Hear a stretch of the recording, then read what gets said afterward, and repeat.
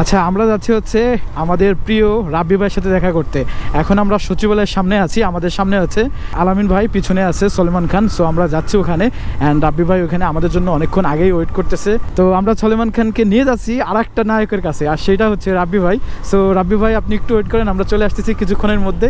জানি না এখানে আমরা হেলমেট পরিনি, আবার পুলিশ টুলিশ আছে কি না, মনে হয় না কোনো ঝামেলা হবে, একদম ফাঁকা জোগা। আর যদি আজকে পুলিশ ধরে সব রাব্বি ভাইয়ের কথা বলবো। পুলিশ টুলিশ নাই, তার মানে বেঁচে গেলাম এই পর্বে, কারণ পিছনে যে প্লিয়ন আছে সলেমান খান, তার তো কোনো হেলমেটই নাই।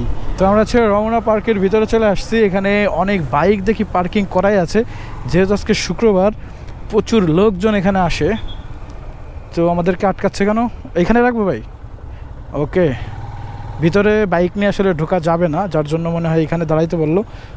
আমি কখনো রমনা আসপন্ত আছে না, আমি রমনা ঢুকি নাই, এই প্রথম। এই প্রথম। আর এই প্রথম কার সাথে দেখা হবে ভাই তাইলে আপনার? কে যেন আমার বাবাকে বলে দিয়েছে যে আমি নাকি ফেসবুক থেকে লক্ষ লক্ষ টাকা ইনকাম করি, কিন্তু আসলে আমি ফেসবুক থেকে কোনো টাকা ইনকাম করি না। আজ এটাই ছিল আমার ডায়লগ। তো আমাদের থানায় একটা হচ্ছে ডায়লগ ভাইরাল হয়েছে, আর ইউ বলে গোবিন্দগঞ্জি। গোবিন্দগঞ্জ বানাইছে গোবিন্দগঞ্জি, এটা শোনেন। ডায়লগের আগামাথা কিছুই বুঝলাম না, গোবিন্দগঞ্জকে বানাইছে গোবিন্দগঞ্জি।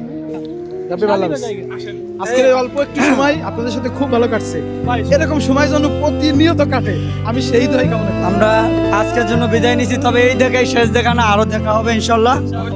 আল্লাহ হাফেজ, আল্লাহ হাফেজ।